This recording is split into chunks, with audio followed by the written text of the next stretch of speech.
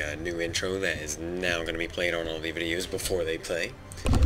Just like the last intro, except this one's cooler. At least I think so. Tell me what you think about it. I really want to know. Because if you didn't like it, I might just go back to the other one. But I like this one, it's cool. In any case, you guys continually nagged me, reminded me, quote-unquote reminded, to get out this Necromancer build for you guys because you had seen it in the montage and you were like, hey, what's that build, blah, blah, blah, blah, blah. You guys know how it went. In any case, I figured I'd go ahead and get it done as quick as I could this weekend because I've been really busy the past couple days, and honestly, I'll be honest, I've kind of shirked on the YouTube thing because everything else is just kind of taking precedent. In any case, I'm getting back on here now. I'm putting this build, the Mesmer build, and I've got another build, not another build, like a little short video that I did with a friend, and it was kind of funny. We pretty much just did a little dueling thing where it was just a little silly. We'll hop right into it. Keep in mind, I did not create this build. It was submitted by a subscriber, I want to say 3 weeks ago. I was kind of unsure if I really was going to play it at first, but however, when I got playing it, it was really fun, and it was really kind of overpowered, really, and I'm really happy to be sharing it with y'all. I told the subscriber that if I really enjoyed it and really liked it and I got a good montage out of it and I thought it was a really good build, I would release it. And before I go on to show this build, you guys can submit your builds and ideas and things to me through the discussion bit on my YouTube channel, and at the end of this video I will specifically go over each step in doing that. For now, let's go right into it. As I always do, traits first. I'm going to start putting timestamps in, by the way, so that you guys can kind of skip to the part you want. This is the basic tree, 30-0-0-20-20.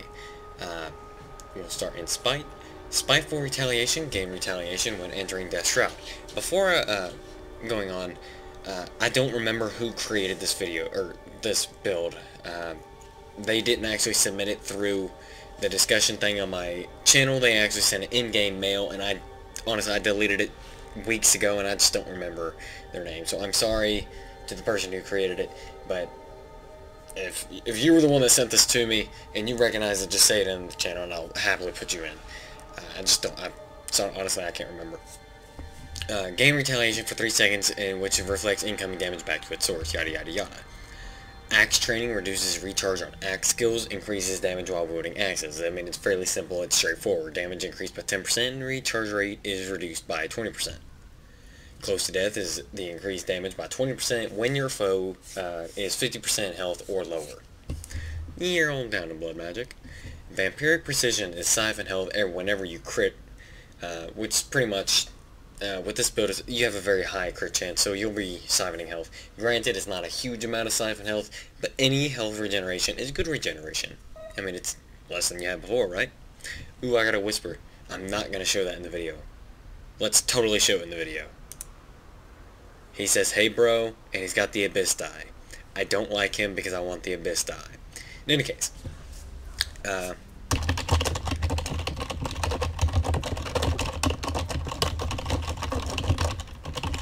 spelling for the win, and capital grammar sucks. In any case, Deadly Invigoration is the heal in an area when you leave Death Shroud. So, and this is kind of like a Death Shroud build, technically, from what I've gathered from it and played it, and I've really enjoyed it. Every time you leave Death Shroud, you will you'll heal in a little bit of an area, and I'm pretty certain it also heals allies. Allies do not hold me to that. I know it'll heal you, but I don't know if it heals everyone else around you as well. I'm guessing so, given the radius. Take a quick drink of my Kool-Aid.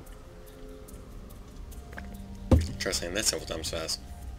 Vital Persistence is the life force drained slower while in Death Shroud. Given that this is the Death Shroud build, it's important to have degeneration decreased.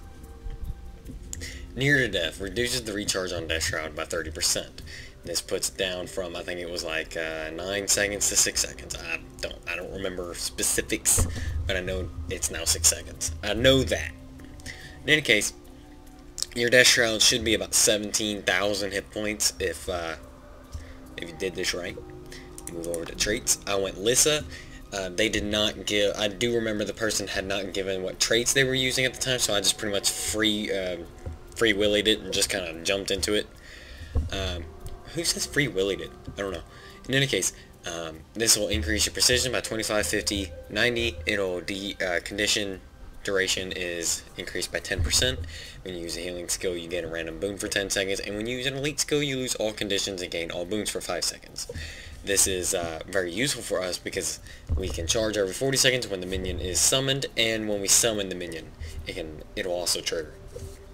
Keep in mind, it does not trigger twice if you summon the minion and then charge. It does not work like that. It has like a, I think, it doesn't actually show on here the cooldown. However, I think it might be like a 10 to 15 seconds. I'm not entirely certain on that.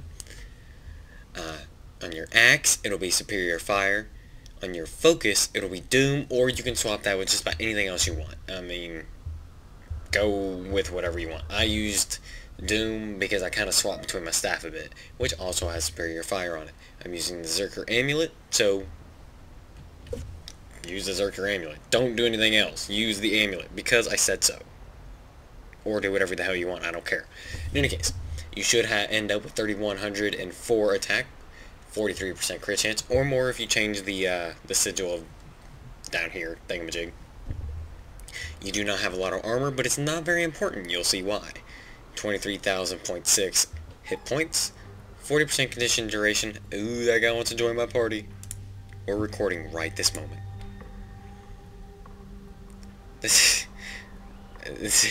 He's being silly. And then ooh, look at my magic find. That's not important for this build, by the way. Alright. Skills is fairly simple. It's going to be Consume Conditions, Spectral Grasp, Well of Suffering, Spectral Armor, and Summon Flesh Golem. Why we go Summon Flesh Golem? Because this is, Plague is not very useful. Lich Form is very useful. It's a very strong elite, and I find it to be very fun to play. However, with the 180 cooldown, it does not work very well with Lissa Runes. You could change out the Lissa Runes and just use Lich Form. However, I really found that I really enjoyed getting all those boons and removing all the conditions, considering this build does not have a lot of condition removal. Added to the fact, you also have, you're adding Cripple every now and then, and stability. Not to mention, Lich Form, it has a very long cooldown on it, so it's iffy on my opinion. Spectral Grasp, I wasn't all for it at first, but however, I really took to the chilled that it puts on people, added to the fact the Life Force has saved my life a million times. I even showed in the montage how I had like 3-4 of them on me. I was near death. I used Spectral Grasp, and all of a sudden now I can use Death Shroud, and I managed to survive long enough to hit Consume Conditions and heal my way out of it. Well of Suffering is a very good combination to use with Spectral Grasp, as it will do plenty of damage really quick, as well as applying vulnerability. You might know it's also unblockable. Spectral Armor is to break a stun, gain protection, and gain life force when taking damage, which is 8%. I'm not entirely certain if it's a cap of 8% or 8% per hit, I'm not sure.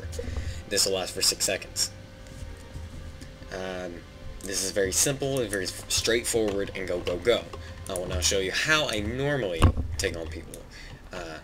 Normally start out with Unholy Feast, move to Ghastly Calls, and I was too far away. I said ghastly. Fear him, followed by Life Transfer and Tainted Shackles right after it. Keep in mind your Life Blast does plenty of damage. Kite a little bit.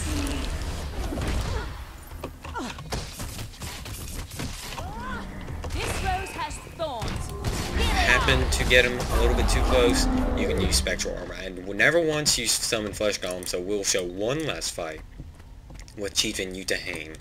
I continuously, I think I'm saying his name wrong, so if anyone knows the correct pronunciation of him, let me know. This time I'm going to summon him and charge. You'll notice I do not get the buffs twice. I love Ghastly Claws, it does a ton of damage.